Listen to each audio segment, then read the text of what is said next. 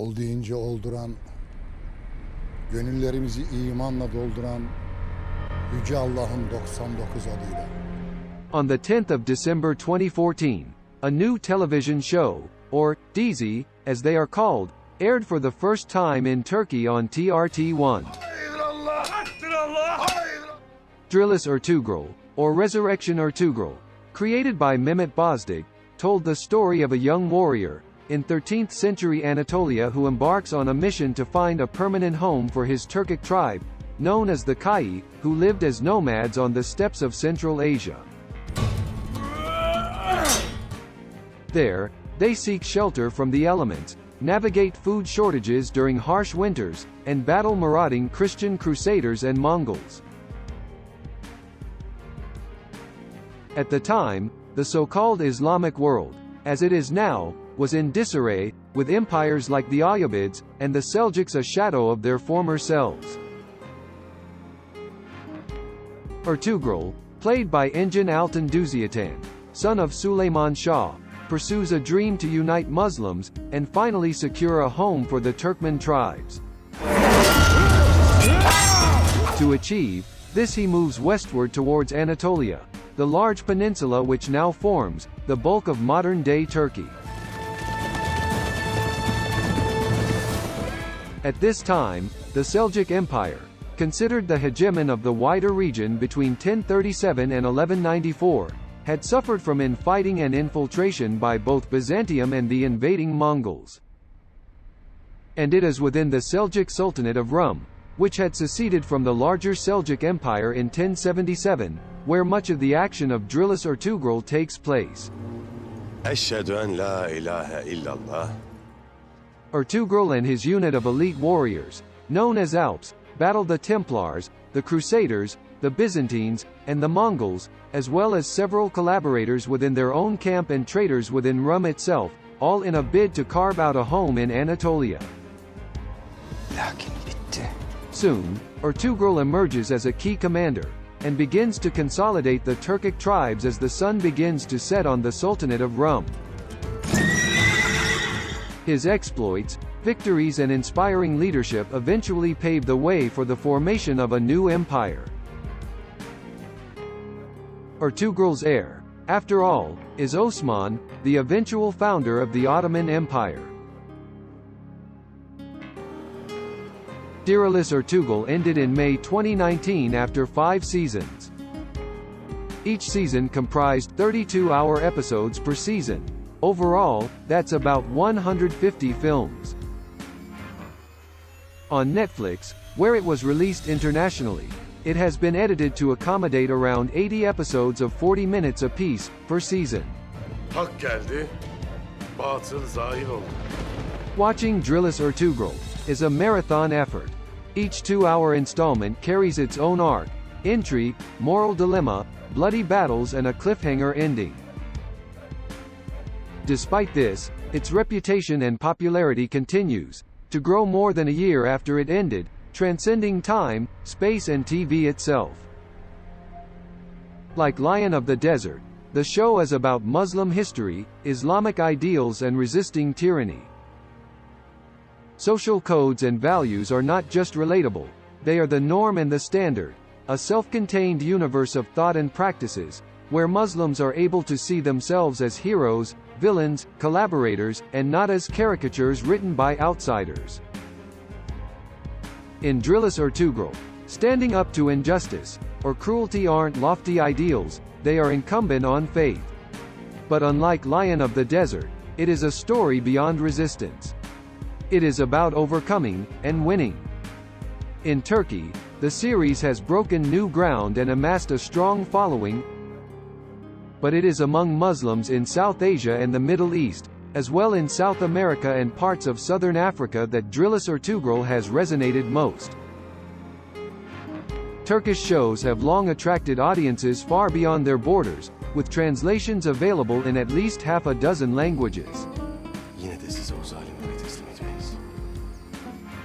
According to Riyad Minty, director of digital at TRT, Dirilis Ertuğrul has been licensed for broadcast in 72 countries and translated into English, Russian, Spanish and Arabic. And it's not merely a question of reach. The depth of international fandom has been breathtaking. In Gaza, young and old Palestinians rattle off the names of their favorite characters and sing the notes of the show's theme music.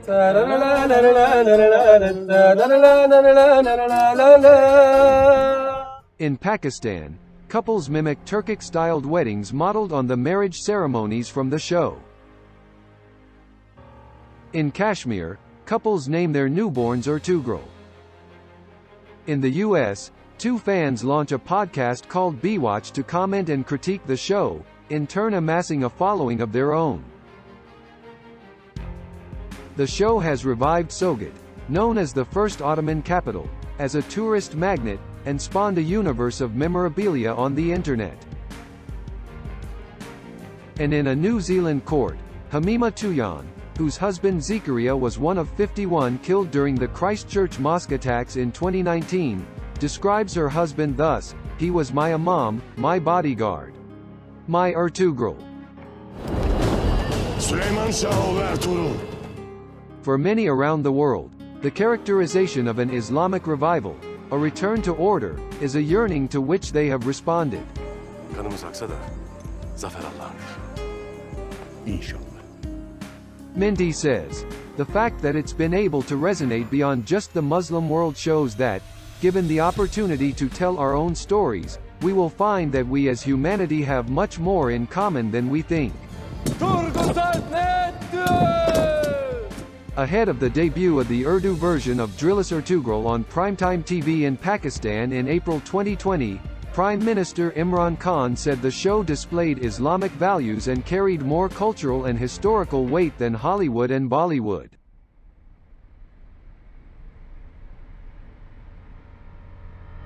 By mid-May, the Urdu-dubbed version had broken subscription records on YouTube. İmanınızla o kaleyi başlarına geçireceğiz. By September, its impact on South Asia was felt through a volley of articles that sought to acknowledge and elucidate the feverish mania. Hayda yiğitlerim. Bismillahirrahmanirrahim. Explaining partly why the series had become such a phenomenon in Pakistan, Ayman Sultan writes, "For Pakistanis, Ertugrul was a high-definition experience in a desert of low-quality television, where restricted budgets, industry nepotism and the state's selective patronage of actors, producers, and channels combined to strangle any possibility of quality creative production." Ertuğrul'la Tonumtay bana sağ lazım. Diğerlerinin boynunu vurun. In neighboring India, Ertugrul proved a more popular search term than film and TV personality Shah Rukh Khan and even Indian Prime Minister Narendra Modi. Bugün burada bir tohum ektik. Bu tohum filizlenip tüm cihanı gölgesine alan bir çınar olacak inşallah. In 2014, Ertugrul had been a peripheral character in Turkish history. By 2020, hundreds of millions of people around the globe couldn't imagine the world without him. Bu bir bitiş değil. Esas olarak bir başlangıçtır. For a global 21st century phenomenon, details about Ertugrul Ghazi and his tribe, even Osman, are scant. Official documentation of the Ottomans only began a century later. But Diriliş Ertuğrul is neither too concerned nor afraid of the facts it does not have. Hanlı pazarda beni öldürmeye teşebbüs eden kimdir? Instead it remains true to the Sufi values of introspection, purification and the shunning of materialism that defined the period, as well as to the overarching geopolitics that consumed the days and nights of Turkic people's survival during the 13th century. Eğer öğrenmek istersen sana dilimle söylerim. Writing about 13th century Anatolia in Lineages of the Absolutist State, historian Perry Anderson says that the Seljuk Empire was more interested in the Nile than the Bosphorus.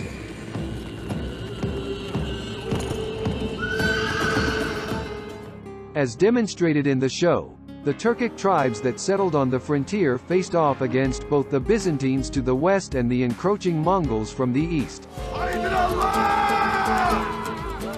Other historians, such as Simal Kafedar, argue that the area along the shifting frontiers were probably more porous, changeable and diverse in faith and trade than we imagine modern borders to be. Orada bir oba kurulurken burada bir şehir yıkılır. Halep'e yazık olur. It was from this disorder that the Ottomans emerged, as they battled their way into establishing a state for the Turks.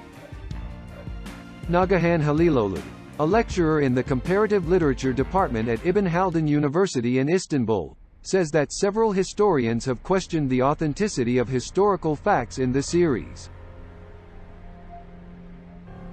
What it teaches, I believe, is the Turkish state's foundational ethos, which is upholding the Islamic and prophetic tradition, Halilolu says.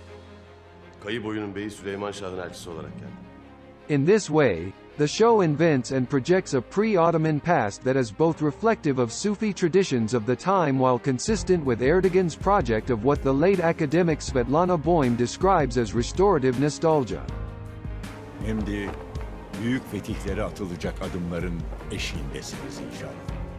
But it is the introduction of the character of Ibn Arabi, the Arab Andalusian Muslim scholar and mystic, who becomes Ertugrul's spiritual guide, that best illustrates the show's proclivity to ethos rather than fact.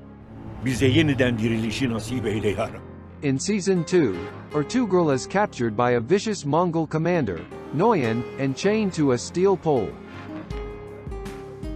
After enduring merciless torture, he passes out. He is visited by Arabi, Osman Surgud, in a dream, who arrives with a bowl of water.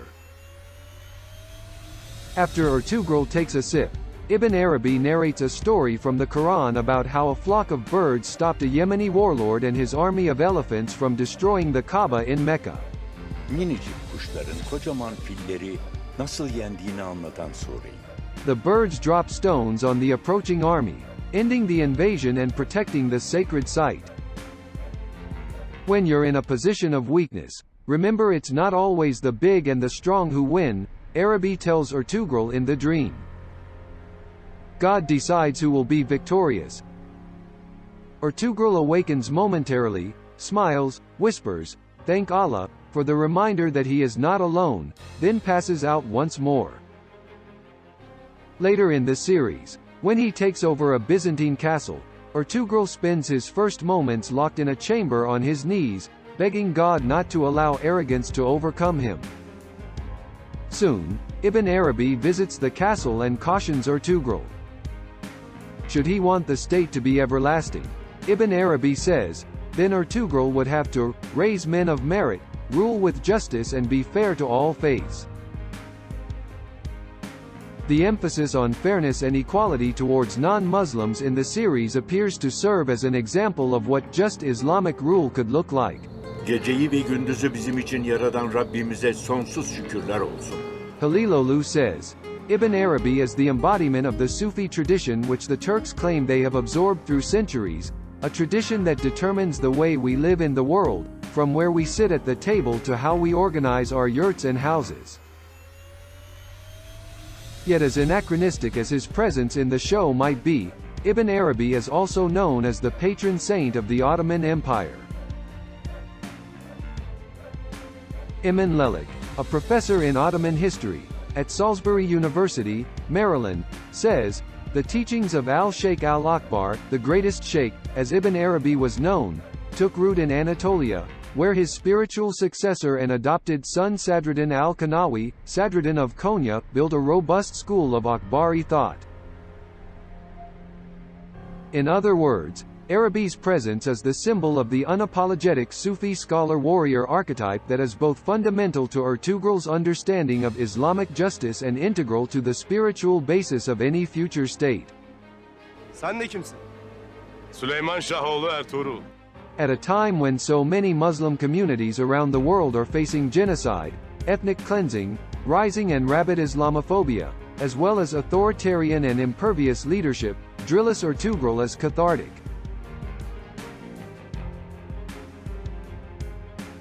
Lelik says one does not have to look far back to understand the popularity of the show. Muhafızları. 3 eksik say. In the early 20th century, the Ottoman Empire still presented a viable political and spiritual alternative to Western, colonial hegemony for many Muslims around the world. One only has to look at the many letters addressed to founder of modern Turkey, Mustafa Kemal Atatürk, begging him not to abolish the caliphate in 1924, from Muslims around the world, particularly South Asian Muslims. The politically fractured and subjugated early 20th century Muslim world yearned for at least some sense of spiritual union, in the form of caliphate, and evidently continues to do so. Bu topraklarda alimlere kim tasallut ederse, celladı Süleyman Shah oğlu Ertugrul. Dirilis Ertuğrul, along with other Turkish shows, has already been banned in Egypt, Saudi Arabia and the UAE purportedly for this precise reason. De bakalım. Şimdi seni kim kurtaracak? Süleyman Shah oğlu Ertugrul. For fans outside Turkey, Diriliş Ertuğrul eclipses the contradictions of the Ottomans, even the modern Turkish state. Ertuğrul himself is clearly an embodiment of what the Ottomans or Muslim world were meant to be, not what they've become. Its success has also spawned new shows like Awakening the Great Seljuks as well as the forthcoming Barbaros. About Hayreddin Pasha, the Ottoman Empire's great naval commander, who lived during the 16th century and was dubbed by the West as among the greatest pirates of the high seas. The allure of Diriliş Ertuğrul, its rampant success, raises deeper questions about the established ideas of the social and economic structure of our lives. But Diriliş Ertuğrul appends these assumptions in three ways. First, it pays careful attention to cultural constructs of the markers of a traditional identity that resonate beyond Turkey: folk music, oral storytelling, family, respect for elders, and a ceremonial approach to food. It also reflects women as empowered and assertive as part of this tradition and not in opposition to it. The women in the Diriliş Ertuğrul household are not reduced and resigned to menial labor and domestic issues, but rather reveal themselves to be a source of peerless inspiration coupled with penetrating intelligence as evidenced by a strong display of leadership. Ertuğrul's mother Hame, his wife Halime Sultan, his sister-in-law Selkin and, later, other characters like Aslahan and Ilbig Hatun play seminal roles.